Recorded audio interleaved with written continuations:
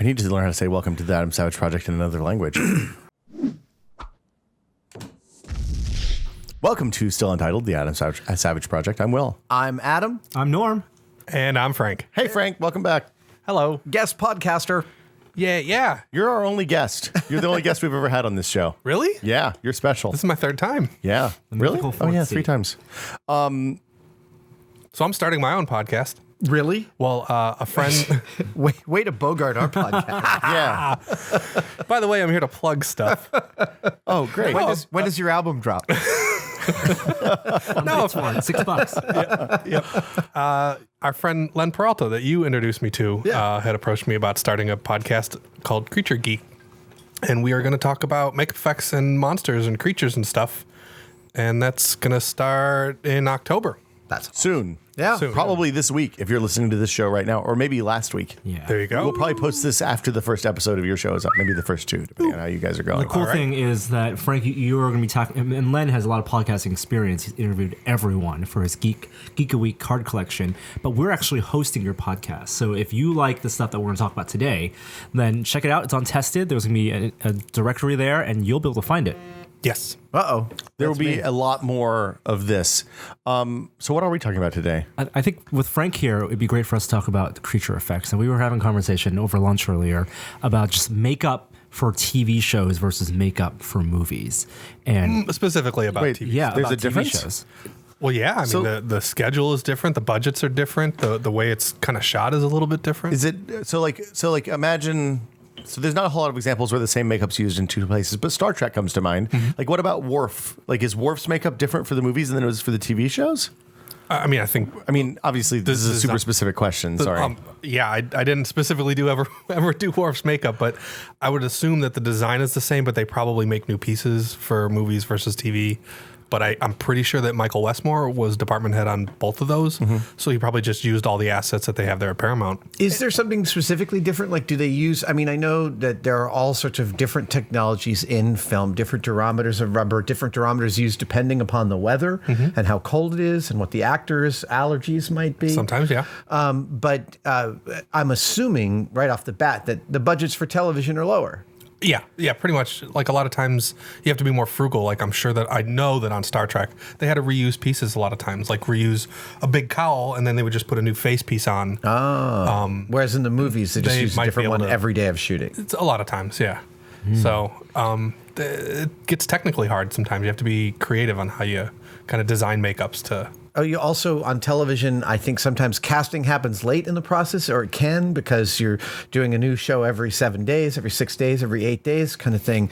So you sometimes perhaps don't have the luxury of custom fitting all your appliances to a specific actor, but have to make them able to apply across a wide swath of humanity. Yeah, I think there's a lot of generic appliances that are like, especially when you get these shows that have like tons and tons of aliens, whether it's V or Star Trek or...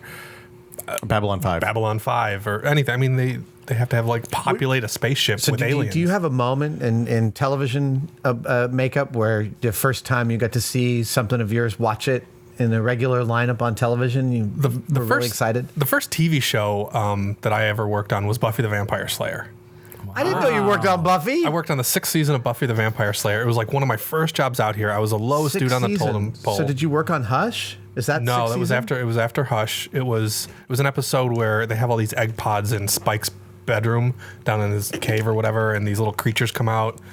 And there was like a big creature, and they were hunting it down. Is this the post Moving Network Moving season? to UPN. Yeah. Right. Okay. That's the only season I don't know very well. Oh, well, there you go. So that was the first time I got to see anything I worked on. Wait. So how was that? Right. So you worked on it. It was the coolest thing ever. Like, it was my first time on set, on real set. It was my first time working with a lot of these really big makeup artists like Joel Harlow and Todd McIntosh. And I met a lot of really great guys that really helped me out a lot in the beginning of my career.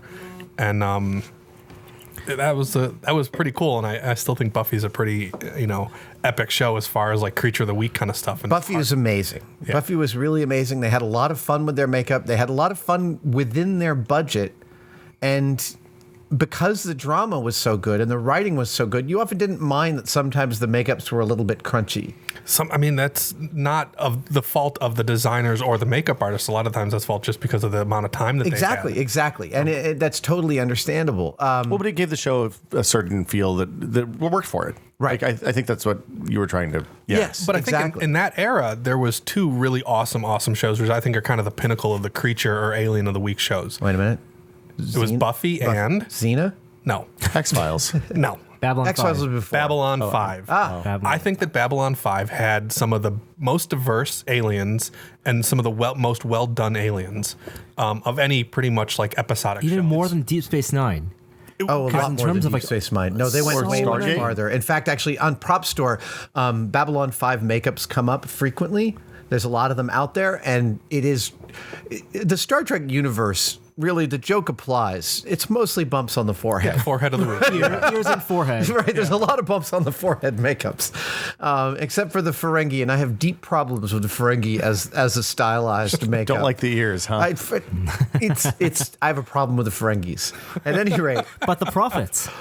but the rules of acquisition or At any rate. ways to live by. Babylon 5, some really innovative makeups, some really cool stuff going on. And incidentally, Buffy and Babylon 5 all came out of a company called Optic Nerve, which at that time was owned by the original owners, John Volich, and I think Everett Broll had left, but it was John Volich's Optic Nerve. What was that? Something fell off of a shelf. It's all good. It looks like a knee pad. It looks like a cup, actually. An actual athletic cup fell from somewhere onto somewhere. Only in my cave does something drop and it turns out to be an athletic cup. I must have dropped that. Sorry. So wait a second. So you said these guys were really encouraging to you. So, when I talk to makeup people, they often have a story about reaching out to someone they admired and getting a response. That it seems that within the makeup and prosthetic community, there is a real ethic of reaching down and giving a helping hand to young designers. I think a lot of that started like back with Dick Smith. He was legendarily shared generous. Everything. There was no secrets. The famous book, the Dick Smith The Dick Smith course and his books that he wrote. Yeah. I was talking to Guillermo del Toro and Greg Nicotero, and both of them have stories about being teenagers and writing letters to Dick Smith. That's how I got the and course. getting a letter back with things like, "Oh, here's one of my appliances from a movie that I worked on." awesome. God. Yeah. I mean, writing a letter And goes a going long to way. Larchmont, New York, to his shop, and going downstairs, and there's Reagan, the spinning head makeup from Exorcist and stuff like. And you wrote to Dick Smith. I wrote to Dick Smith. I got the course when I was in high school, I believe. Can you explain what the course is for people who don't know? The Dick Smith course is basically like a telephone book size how to do everything, and it's a little bit on the advanced side. So you would have to write into Dick Smith and show him photos of your work, and when he thought that you kind of did enough that you can comprehend this course, Then he would actually sell it you would to be you? allowed to buy it. No way! Yeah, I and had so- no idea it was that. So I had to write in, and I'd send him some pictures. He'd go, "Oh, well, these are okay. Show me something else." And so I'd have to make something else and send him a second set of pictures. So wait a second, Frank. Oh, okay, now you can buy it. So Frank, in high school, Yeah. you're working on makeup, like prosthetic makeup in high school. Yeah. What was the tipping point? What was the thing that? I mean, that's a pretty directed thing to get to in high school. I liked monster movies. I grew up watching horror movies and sci-fi movies with my dad, and I just wanted to build this stuff. And it was things like the making of Thriller. Like Oh yeah. I still have the VHS tape from when I recorded it off of HBO. That it's like so worn out and so staticky, but I still have that tape. And I watched it a million times, and I saw Rick Baker and all these people, and Greg Canham and Tony Gardner and all these guys building these great zombies, and it just showed how they did it. And that was kind of the first time. I think there's a lot of people in my generation that was their tipping point. And so Dick Smith set a standard. I mean, in a way, just by being encouraging and available to a whole generation. I mean, Rick Baker has that story about Dick Smith, etc. He creates an ethos among the makeup community, it would seem. Well, it's some people follow. A lot of people follow. A lot of people are very helpful. It's kind of like your 10 commandments of making, like share, Right? And like let everybody know. Because just because I tell you how I make a mold or something like that doesn't mean you can go take my job. But it does no harm to share that with somebody, because you might find something that's a little tricky, and you might go, "Hey, I did this, but I did it different. And it works better." and then that makes everybody better. Right. Some people are secretive, and that usually comes from insecurity, and artists are, always insecure. So there's, And the whole time at ILM, I only ran into a couple of people who were like that. Yeah. I mean, and one was really open about it. I said, "Do you mind if I take pictures of the thing you're doing?" And he said, "Yeah, but I'm not going to tell you everything I know about it." And I was like, "Really?" And he goes, "Yeah, I know that's weird, but it's one of the things I get hired for a lot." And Wow. I said that I'm sad about that, and he was like, "Yeah, I know." all right. I know. How do you? I had to applaud his honesty instead of being, because on the other front, there was another guy I ran into who was just shitty when you drifted into his territory. I won't say anything more than that because it was really, these are outliers, right? Yeah. But, he had a thing he got hired for a lot. And if you did anything approaching that material, he'd be really uncomfortable about it. But that seemed like the kind of the status quo for the effects industry for a long time up until fairly recently, right? Like if somebody figured out a new way to make the foam look shiny and metallic, then they wouldn't share that because that's a competitive advantage. There for are them. still some secretive techniques. I know of people who work at some big shops, and there are technologies that I know about that even the people within those shops have specifically signed a piece of paper saying we can't talk about the fact that we use that technology. And they do a lot of research. It takes a lot of R&D. And some of these things cost hundreds of thousands of dollars to develop, and the machines cost a ton of money, et cetera. I understand that. It can be competitive, like in terms of getting contracts.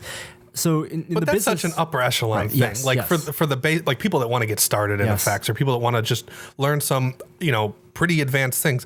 All of the information is out there. It really and is. everybody shares all of their different ways of doing things because there's never one way to do everything. So what's the market like now in terms of TV shows using and hiring makeup artists and to do creature effects?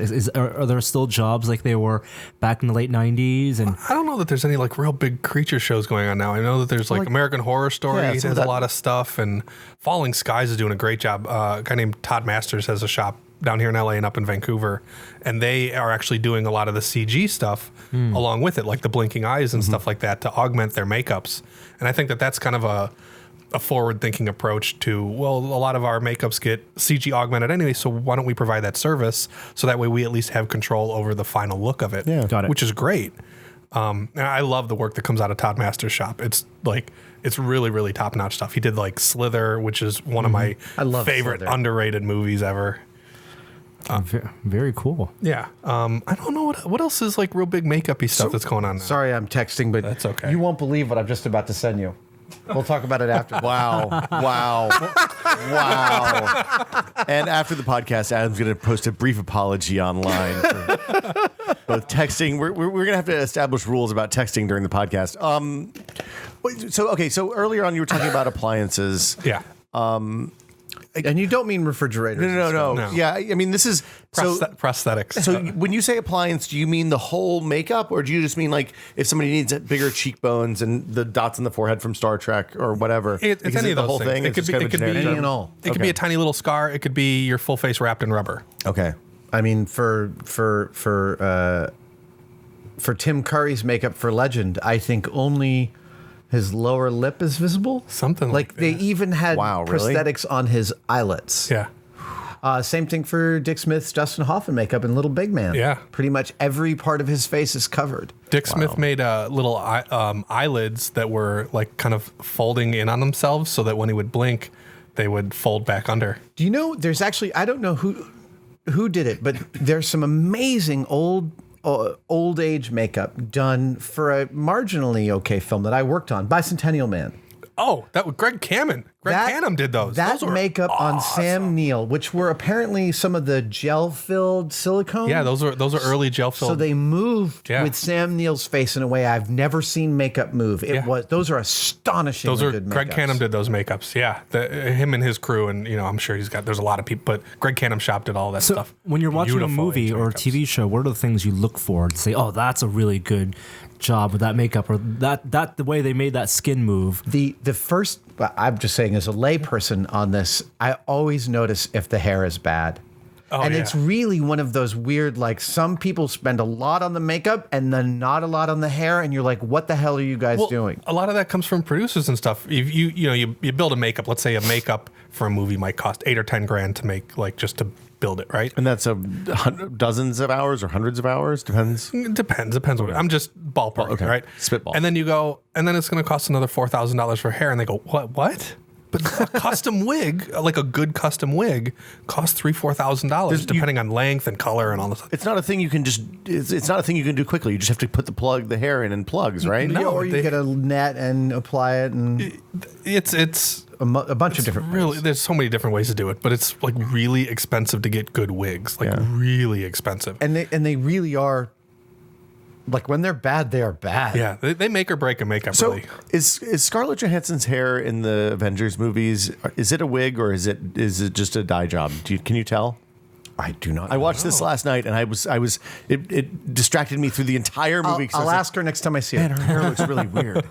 I wish. Is this? I don't know. Well, I mean, nowadays there's this this CG company called Lola that anytime you see Lola in the end credits, that means that they've touched up makeups or touched up actors. Wow. That company specifically fixes makeup and fixes actors. We're a long way from the expensive digital fix of thickening Kevin Costner's hair from Waterworld. No, anytime I see like really cool makeups in a movie, I always check the credits to see if Lola's in there because then they may replace or fix bad edges. Wow. Or, yeah. That's amazing. That's But there's still, makeup is still one of those industries that hasn't been super affected by CG, right? Well, There's still a lot of shops doing it. by HD. I mean, it is being affected. It is and it isn't. I mean, you got to every job has to progress. I mean, you can say the same thing about model makers. Like, have model makers been affected by CG? Hell yeah. So is makeup, but there's still models being built. There are still models being built, but maybe 10% of the amount that was being built 10 years ago and maybe 3% of what was being built 20 years ago. Yeah. I mean, really, the model making industry You could say the same thing for big giant remote control creatures. Yes, absolutely. Yeah. I mean, Animatronics too. There's a handful almost of people, totally gone. There's a handful of people like Guillermo that are still like, really champions of building practical monsters. Well, and I was there's a shot from Pacific Rim when the fist punches all the way through the building and then tips over the cup of coffee. Yeah. No, it tips the Newton's cradle. Yeah. Oh, right. And that was a practical shot up at ILM. Really? So when they shot that, he called me up and said, "You want to come on up?" And it's all my friends who built it, and I spent the day on set. It was like a homecoming, and it was really fun. And he said specifically, "I'd love to put more practical effects into this movie, but I can't afford any more." Yeah. Wow. There's a way, and there's a cost savings in CG and getting that, because even though it was a practical shot, they had to add in a bunch of CG to make it work. They didn't have the Jaeger fist. They had a green stand-in that they then composited the digital fist onto. Well, I mean, but to me as a film goer, like that, like the merger of the two worlds is a wonderful thing because we're getting to a place now where I can't look at it and tell whether it's CG or practical, and that's wonderful. And that is like Peter Jackson, Guillermo, Jon Favreau, J.J. Abrams, all directors who really understand the mix of those things and what they lend to the storytelling, to the actors, and to the audience's experience. Yeah.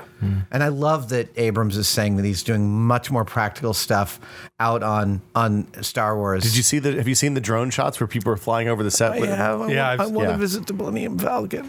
I want to stand on the Millennium Falcon. I'm coming with you when you do When I was in New Zealand talking to Peter Jackson, he was like, "So yeah, I was in London and I was standing in the Millennium Falcon talking to J.J. Abrams, and I was like, Oh, man. Oh, boy. That's cool. tell J.J. Abrams I have Akbar. If they need some calamarians for the new movie, I've got the cat. Frank's got the mold. J.J., we will send you the mold. You can just use it. Sure. I want to send him a mold. Technically, you should hire Frank, but if for some reason you have a problem with Frank, I'll just send you something. Come on. You can't resculpt the calamarians. Phil Tippett's original sculpt of Akbar is the best ever, and every attempt to resculpt it is terrible. It ends up with these weird jowl Yeah, it balls. just doesn't work. Scrotum Neck. Frank, your new podcast is called Scrotum Neck. No. No. Neck, the worst villain ever. It's what the action figure name was originally before they changed it to something Prolapse head. Yes. Ah, Frank. jeez, Pro. Creature Geeks, right? Creature. Creature Geeks. Hosted Untested. Yeah, when are you? What do you?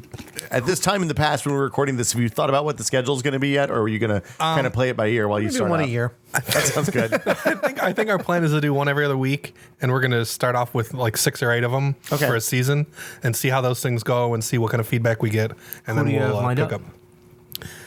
A cast of all-star guests. I have a laundry list of people that I need to call. Oh, well, you can just put them on the spot, right? No, Yeah, don't I'm gonna do- put 'em on the don't do that. Don't do that. Steve Johnson, I'm going to text you as soon as I get off of this thing. All right. No, I'm Look gonna, forward to Steve, that. Steve will be probably one of the first people. you in the buzz. know, the Behind the Mist tour is coming to the Nokia again in December. Yeah. and we're going to do the same. We're going to do the same after. Is it going party. to be me, you, Steve Johnson, and Max Landis just having a good time? That was crazy. Yes. Yeah. Again. Will I get to sit behind Rick Baker again? Did he come to? Oh, he did come he to sat that right in party. front of That's me. right. Yeah. That was awesome. Wow. Anyway, yes, So- the same thing will happen again this year. Cool. It'll be on tested.com/podcast. We'll tweet and post it and all that Yes, stuff. You can yes, find it on the site. Thank you for coming by, Frank. Thanks for having me. and, It's always fun over here. Can't wait to see. Can't wait to hear the podcast. Me too. And we're going to have more of Frank in the cave because he's going to We be have spending more time up in Northern California. Yeah, I'll be up here doing a couple more things. Yeah. We have a lot of presented by Tested premium members featuring Frank coming up if they're not already on the site by now even. Awesome. So thanks for watching. We'll be back next week with another edition of Still Untitled. See you guys later. Bye, guys. Bye. Bye.